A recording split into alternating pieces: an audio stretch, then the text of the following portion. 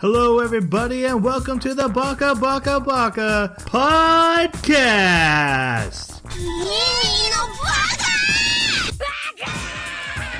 Baka.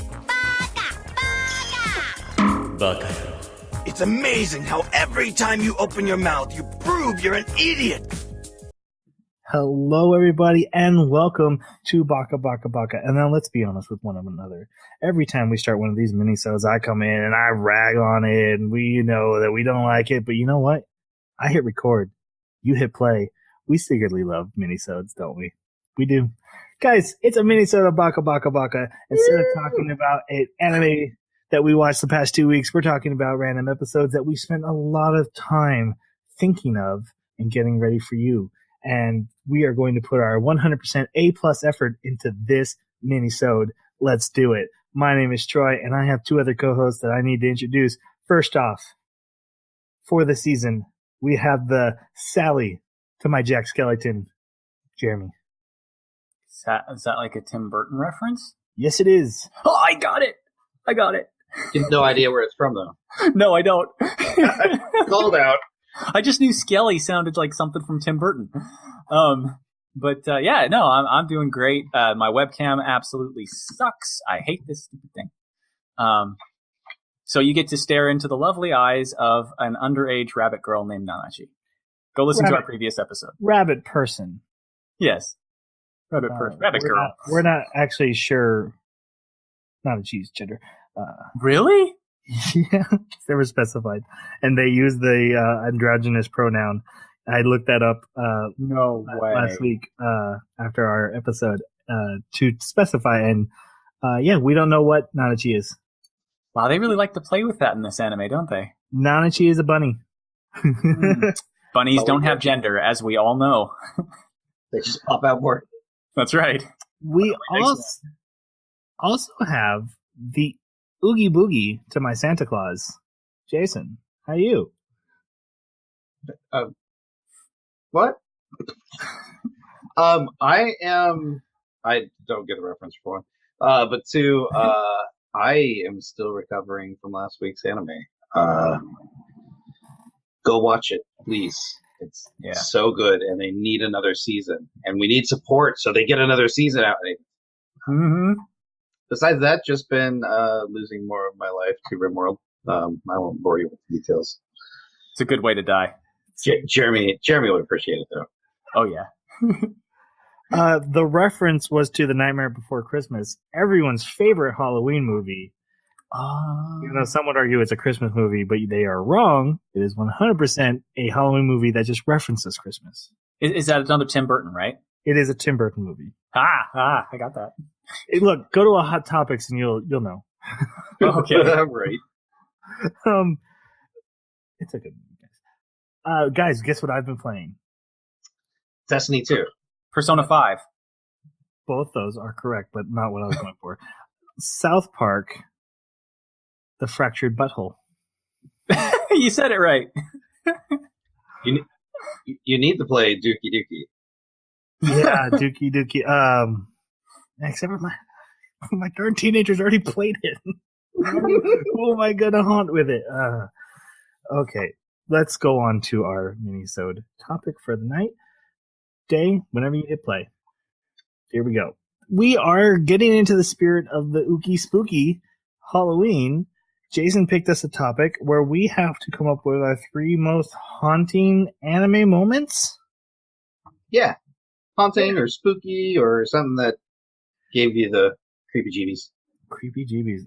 So we will be doing that with our top 3 picks and then poking fun at each other's picks and probably usually not getting the references because the animes we have watched rarely line up. Yeah. Cowboy Bebop. How do you guys not watch Cowboy Bebop? Yeah. Okay. Jason, you picked it. You get to lead the way. So I'm going to lead the way with actually kind of a lighthearted one, but one of my most favorite moments. So in The Devil is a Part-Timer, there is the fight between Satan and Lucifer. And here's Lucifer like doing all this damage. Here's Satan. He gets up from having a hole drilled through his chest, and he like lifts. Oh, yeah. Spoiler alert. So here he is holding this bridge. He finally gets to a point where he can set it down gently with his magic, and Lucifer starts like giving him crap. Like, all right, we'll get this, and then all of a sudden he's just it's like right here. I was not expecting to like a little bit of a jump scare to be in there, and so that's my favorite like spooky moment because it was just like so startling, like oh my god, and he's pissed. Such a great scene. Jeremy, how about you? I have not seen that. I still, it's on my list of things to see. It's so funny. Like the whole anime is just amazing. Yeah, It's better than Dragon Maid in my opinion. I'd rather watch Devil as a Part-Timer than, and it's the same kind of comedy. Fantastical person has to face real world problems. But I just love the idea of Satan working at McDonald's and being great at it. Like, cause he's committed to being the best worker because that's how you take over the world. And during this fight, by the way, his main complaint is if Lucifer makes him late and ruins his on-time perfect performance bonus. Oh my god! It very much takes the Japanese worker mindset and puts it up against this fantastical, all-powerful. Really Would it even really matter to him? Right. Yeah. Like all his subordinates have just they don't understand it. So my first pick is Madoka Magic as witch encounters. Because the anime itself is already a little bit creepy, but when Madoka or her teammates encounter one of the witches and the art changes so drastically, and especially like when you get into the scenes where you start to learn a little backstory, and it's so it turns your stomach a little, or at least it did me, because it was just so uncomfortable. It was so wrong. I don't know what other way to express that. The first character death in that anime, I won't spoil too much, will haunt me forever. Yes. Yeah. Because it's like magical girl fun, and it's all, the monster's like, oh, that's not that creepy. And then that character dies. She loses her head, and you're like, and then how you look at that monster and how you look at the entire anime flips. Because it's like, this isn't magical girl fun anymore. This is life and death, and they lost. It's so creepy. Yeah. You're absolutely right. Yep. You got to watch that, Jason. And also, about you, Troy? That cat creature haunts my dreams. Oh yeah. Not the cat creature from last episode. No. Blair is always haunting his dreams. She's always welcome in my dreams. My first one is from Future Diary. Basically any scene with Yuno before she's welcome into the main character's life. Yuno is the truest of tsuderis in my eyes. Tsundere? Yandere. No, it's Yandere. Over yonder there. People love playing Yandere Simulator, and like, you don't understand. Yuno is the only Yandere that ever matters, because like, he goes to her house and then he opens up the bathroom and there's her dead, rotted parents on the floor that she murdered. and then he goes home and he looks over at the door and the mail slot's open and she's looking in through the door. I'm watching you. Oh my god. Him. And she's a main character and becomes like really important. But the whole introduction to her of, she's in love with him and she stalks him and will kill anyone who gets in her way. And just the whole presentation of her, especially until they fully explain her, is so creepy and perfect. That's so great. I love Future Diary. Yeah, I haven't seen that or heard of it. You would like it. It's time travel goodness. I'm gonna have to check that out. Definitely. Okay, back to you, Jason. So ReZero had quite a few spooky moments for me. But the one that really stands out in my mind is when he gets sick and he's walking out through the hallway and you don't realize who his attacker is yet. And he gets hit with something. and he flies down the hallway, and he finally like comes to a stop. He's bleeding, and he doesn't realize it yet. But then all of a sudden he looks up and he sees his arm hanging from a chandelier, and realizes it's gone. My arm's gone. Like that really creeped me out. That whole sequence because it's dark. He has no idea who his attacker is. He's been killed by this attacker before, and that whole sequence was really good. Really stood out in my mind. I think for me, the creepier sequence of that series was the giant cat monster destroying the world and his head just coming off at the end. Like the credits are already rolling, you're barely paying attention, and his head just slides off. And that just like that was creepy. It was such a detailed moment. Like you had to really be paying attention to even notice it. That it just sent shivers down my spine. Or when he pulls his fingers off the door handle, but his fingers stay on the door handle because that's right. There's so much in that season. Yeah. So good. Yeah, a good call on that one. Yep. How about you, Jeremy? So, FateZero for me, just the way that the mage character in FateZero was this Cthulhu calling sorcerer that would sacrifice children, and like there were piles of all these child bodies down in the sewer areas, and any time that you got to see this character, Jesus, yes, that is the reaction you would have. I haven't seen that. Oh my god, that character was the spooky part. What about the worms though? That's so creepy. The worms. Remind me. There's the one family and their magic comes from magic worms that they let and they throw the little girl into the pile of them, and you see them crawling under her skin. Yes. Ilya or something like that. Yeah. And the character there is trying to get this little girl out of this family because she was given to them from another family, and he loves the mom. So he's like, I'll be your warrior. And so they infuse. So tragic. But they're like, yeah, until you finish, we're gonna keep infusing her with worms. Yeah, so tragic. And they're like they're like these big slugs too. They're not like little fishing worms or earthworms. Yep. That's where they get their magic is from the worms. And just that, every time I think of that series, I picture that little girl and the worms just wriggling around her, and you can see the skin on her moving. And, yeah, for sure. That's a good spooky. But also the who is it? Is it Morgan Le Fay? Who is he supposed to be? Yeah, I think it was. Or what was it?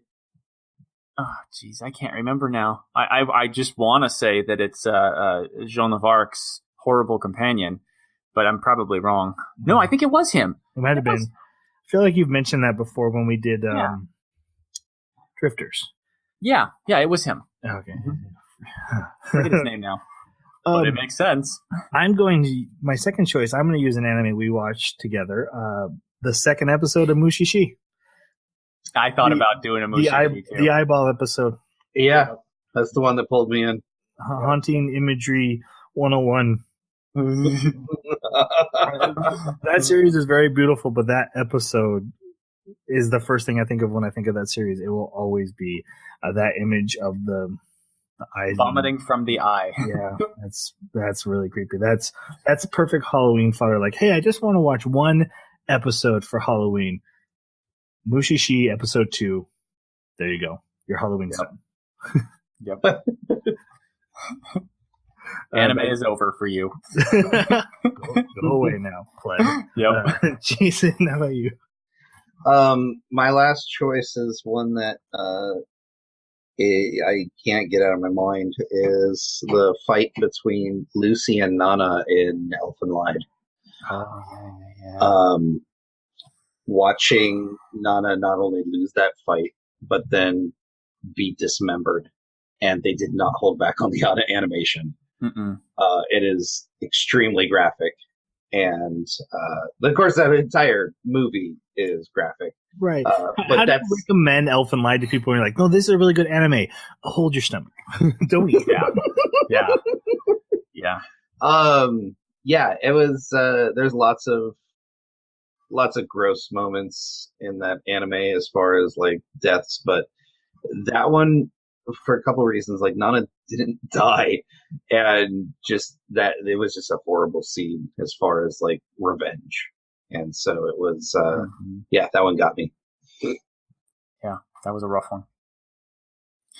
So my worst, and honestly, I put these in order. My worst was I was struggling to pick an anime to watch a while back, and I took a look at Mononoke, and I told you guys a little bit about the first 3 episodes, and I haven't seen anything that disturbed me so much in a long, long time. It was so creepy because the first 2 or 3 episodes revolved around children that had been aborted and had turned into spirits that were haunting this hotel and killing people. And it just, let's just say that that's the start, and it gets worse. Like, it's just the way the art is depicted is really creepy in itself, because it's almost like a mix of drawing and paper cutouts and stuff. So you already have this really creepy art style, and then you have this really, really taboo topic that is gross. and then you have blood and stuff just filling various scenes, and people being lifted up and cut or crushed into, it's so creepy. I definitely recommend it. But yeah, that's my top one. Yeah, I remember you mentioning that. I don't know if I can watch that. I don't know if I could. Oh God, it's so disturbing. So my last one, I chose actually my favorite anime. I went to Full Metal Alchemist, and there's a lot of haunting stuff in Full Metal Alchemist. And I'm actually not picking what you think I'm picking. It's not the girl and her dog. As horrible as that is. No, for me with that one, every time it was the gate. But go ahead. I'm talking about one of the early episodes of the first Fullmetal Alchemist series, and it's the introduction of a side character who will be only semi-important. His name is Barry the Butcher, and he's a serial killer going around killing people in the main city. And he gets a hold of the main character, Edward Elric. And Edward Elric, he's a superhero in that series, right? He claps his hand and he can make anything. He can turn his arm into a weapon. He's got a metal arm. So as long as he can clap his hands, Barry the Butcher takes one of his arms off the metal arm and ties him up. And then he has to figure out how to do things without his powers. And Barry the Butcher comes in and attacks him, and he can't fight back. He's woozy, he's losing blood, and they did such a good job of conveying the panic in him, because he gets away and then bumps into something and goes for a kill shot, and it ends up being his own brother. And if his brother was in a metal suit of armor, he would have killed him because he was in such a panic. Full Metal Alchemist Brotherhood is a better series, but when people say I'm just going to watch Full Metal Alchemist Brotherhood, I'm like, yeah, but you're going to miss the Barry the Killer episode. And like I said, he becomes a important character later on and ties into the main story, but this is how they introduce him in the first series, of just him serial hunting, killing the main character who is powerless against it, and just that feeling of powerlessness from a main anime hero was so haunting. So that is my choice. That's a good one. Yep. I haven't watched a whole lot of straight up horror animes, but I actually want to call out that episode from Flip Flappers for a extra one, the scary episode where they went to the haunted school. I still found that creepy. I thought that was a good creepy episode. Yeah. Honorable mentions for me would definitely be Dead Man Wonderland. That had some decent horror aspects to it. And also Another, yep. Yeah. Another is, guys, if you want an anime to watch for Halloween, Another is perfect. Yeah. I love Another. Yeah. I didn't the umbrella scene. Yeah, nothing in it was too spooky because the whole thing is meant to be horror-ish. That's why it didn't make my list. But it's pretty good. It's that movie Final Destination in anime form, really. Done better. Mm-hmm. Oh yeah, for sure. The live action, not so much. Honorable mention for me would just be Paranoia Agent. There's some really creepy stuff in that one. I think I've mentioned this before. My wife won't allow that anime in our house. No. It scares her so bad. I really enjoyed it, but the idea of someone being able to attack you, no matter the locks on your doors, no matter what you do, terrifies her. That is a very creepy anime, and that's a really good choice. I'm bummed I didn't remember that one. Also, if you're looking for like a more upbeat, fun, but still carries the vibe of the season, Soul Eater. Yep, for sure. I'll never watch Soul Eater. It's actually good. I enjoyed it. Not? I don't know. I watched the first 3 episodes and I was bored. Oh, you're bored. Oh, Soul Eater. Theme songs are great. The characters were funny. It's like Destiny. I mean, Dr. Stein, where he screws in the screw into his head whenever he needs to think. Yep.